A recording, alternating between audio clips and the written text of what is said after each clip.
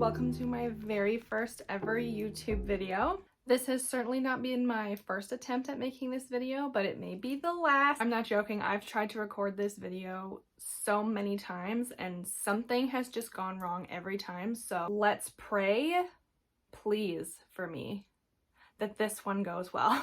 Anyway, I wanted to kickstart my YouTube video off by doing a quick Q&A, get to know me type video. I did set up a poll on Instagram a really long time ago and I had some questions come in and I have them all prepared here, so let's get straight to it. So the first question is, what is your dream job and why? This was a great question to just start everything off because I recently made quite a big life change. I quit my full-time job right out of school just a couple weeks ago, and I had decided to leave for multiple reasons. Maybe that can be a story video for another time, but for right now we'll sort of just keep it at the basics. But now that I have all the free time in the world, I can definitely start focusing on the things that I really want to be doing and the jobs I really aspire to have. So I know this answer is going to sound really boring, but my dream is to have a regular 9-to-5 job. I have done a lot of part-time retail shift work for a lot of my previous jobs, so never a consistent schedule. It was always different every week, every day. Sometimes I'd be opening, sometimes I'd be closing. I'd sometimes have to work 2 weekends, or I'd get a Sunday off or a Saturday off. So yeah, a normal 9-to-5 would be amazing. So in terms of dream jobs, I'd like to do something definitely a little bit more related to my education, even getting into something like social media management or media relations, being able to travel while making content, or even travel while having a 9-to-5 job. Just something where I have some steady income or even passive income. That's the dream. So the next question is, what's my favorite fashion brand? Your girl loves a bit of Zara. I think about 80% of my closet right now is strictly Zara. I cannot get enough of it. A lot of my favorite influencers and content creators shop at Zara and they're always putting together the cutest outfits, so I get a lot of my inspo from them. Zara is also a great place to explore your own style, figure out what you like to wear, figure out what you feel comfortable in. I did a lot of online shopping, especially during the lockdowns, and that's where I probably got the most creative in exploring my personal styles and my personal preferences. I had tried online brands like Boohoo, I had tried PLT, Opoly, Princess Polly. I do love a bit of Princess Polly as well. I did get into the Shein phase. Shein? Anyway, we're past her. She's not doing great things for the environment or for labor practices. I sort of tried to stay more local and shop for things that I actually need and know that I will wear, because there was a point where I was accumulating so much stuff and I just was never wearing it. So learning to shop sustainably is another good practice to have. The next question is, what's my favorite drink? So I actually have really funny allergies that kind of limits my alcohol or drink selection. I have allergies to banana, pineapple, strawberry, lemon, lime, oranges, anything that's really high in citric or citric acid as a base ingredient, which is actually in a lot of things, even beauty products like hand soap, body wash. I can't use a bath bomb, which sucks because citric acid is a major binder in keeping it all together, so c'est la vie, we move on. But I don't mind a nice vodka soda. I like a good gin and tonic. I like experimenting with new beers as well, especially in Toronto. There's so many craft breweries around. You can always find something new wherever you go. This next question actually segues nicely from the last one, and it's, what's my worst hangover? If you know me, you know that I get the most aggressive all day type hangovers. I unfortunately am that person that gets ill, but the absolute worst hangover I ever had was while I was finishing up the last bit of my education out in London, Ontario, and my roomies and I sort of decided to randomly have a wild night. And I think between 5 or 6 of us, we had almost finished one of those enormous Grey Goose bottles, like the ones you see on the top shelf at the LCBO, annihilated it. And I have, to this day, never been so sick in my life. And I have had hangovers since where I have been sick, but that one will just forever stand out as the worst one. Like, I had bruising on my chest from being so ill. And that's probably TMI, but that's the question, that's the truth. There you go. So I actually had this question a couple of times, and it's, where do you see yourself in the next 5 years? Just so cute as well. I love having your guys' support. If I'm being honest, I'm not really one to plan 5 years in ahead. 5 years is so far down the road. I feel like if you make set plans and they go wrong, for me anyway, I feel like I've failed somewhere along that line. Don't get me wrong, I do have yearly plans, monthly plans. I usually even have daily plans. I love having a routine and I love having a schedule. I just thrive when I know what needs to get done or what my goals are and how I can achieve them. So definitely within the next few months or within the next year or two, I really want to have that boring 9-to-5 job. I want to be making better income. I want to be saving a little. I definitely want to be traveling. I really want to explore in Canada a little bit more. And your girl 100% needs a tropical destination vacation ASAP. I'd also really love to have my own place. I'd love to have my own space or be sharing a place with my boyfriend. He's currently out in Toronto and I really love going to visit him in the city. There's always something fun to do. So yeah, I pretty much have like your basic adult dreams for the next few years. Why are you so cute? You guys are the sweetest. Why are you so cute? What's my go-to jewelry? So I've been shopping over the past few years with a specific brand called Kalia.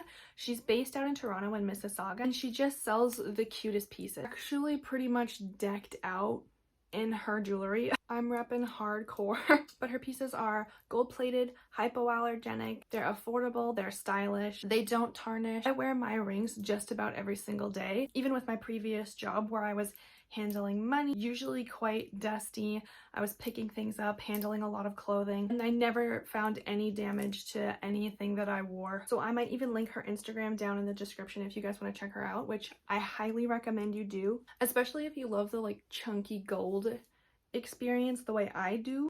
Definitely go check out her page.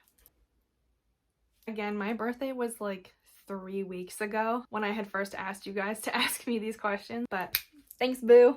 I appreciate you so much. So the next question actually comes from a really sweet girl that I met in the UK back in February. My boyfriend's family is originally from the UK, so we were finally able to go visit them back at the beginning of the year. And she asked, what's your favorite things about Canada? And to be honest, being in a relationship with someone who isn't from Canada, he's always mentioning things that he really loves about Toronto specifically, that he really loves. And it's things that I guess I probably wouldn't have considered because I see it more frequently.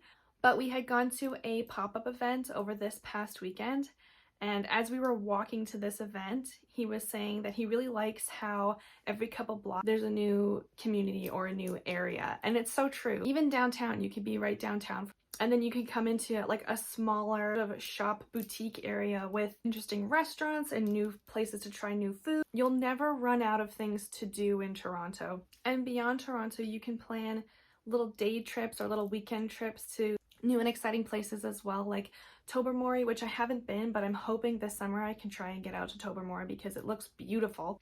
Niagara Falls is sort of down the road. Montreal and Ottawa are also a couple hours drive away or an hour flight depending on how you want to get there. And I also have family living out west in Calgary. Hopefully when I start saving a little bit of money, I can travel out there to visit them and do some exploring out in Vancouver and British Columbia, see the mountains again.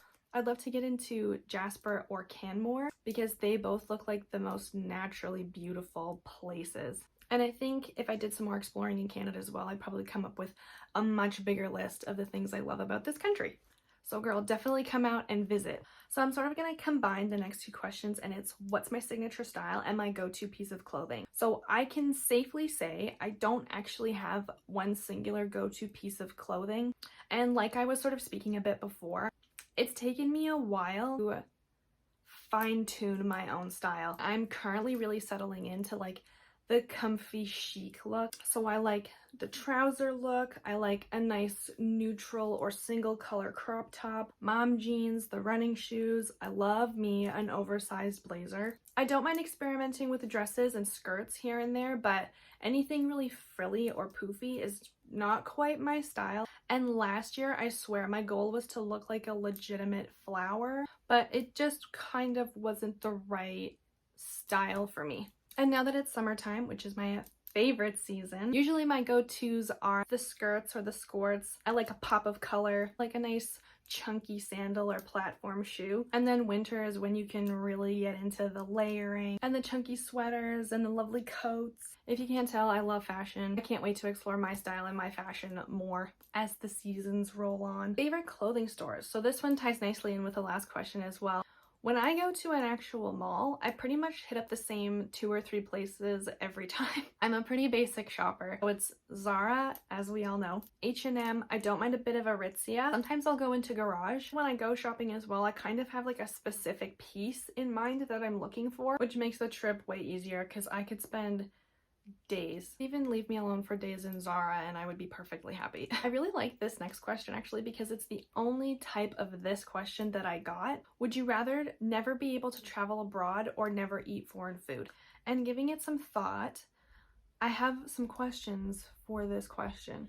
So if I were to travel abroad, would I be able to eat the food in that country? Or would I have to be packing all my Canadian-based food to bring out with me if I went traveling? Because in Canada, you get so much diverse food options and you get tons of foreign food options, which is another thing I really like. But if I chose that option to stay in Canada and still be able to eat foreign food, I'd never be able to travel anywhere. If I choose the never eat foreign food, then I could travel abroad and then have to eat the food there. So I'm getting the best of both worlds if I choose that option. I feel like I did a really good job swerving around that question. Did you go to university and what did you study? So I did in fact go to university. My post-secondary education experience was kind of a mess. I originally tried going into art history and I didn't end up liking the program or my roommate. Again, that can be a story for a different time. So I dropped out of that program. I then tried going to George Brown College for a jewelry arts making program, which I think I would actually really like now, but at the time I was just not in a place where I was ready to move into the city. And the commute was almost 3 hours one way, so that was a flop. That was not gonna work. I then took some online courses and got some credits built up, and then finally picked an anthropology program at the University of Guelph, and then I minored in sociology. And I absolutely loved my program. I learned so much and gained so many great skills.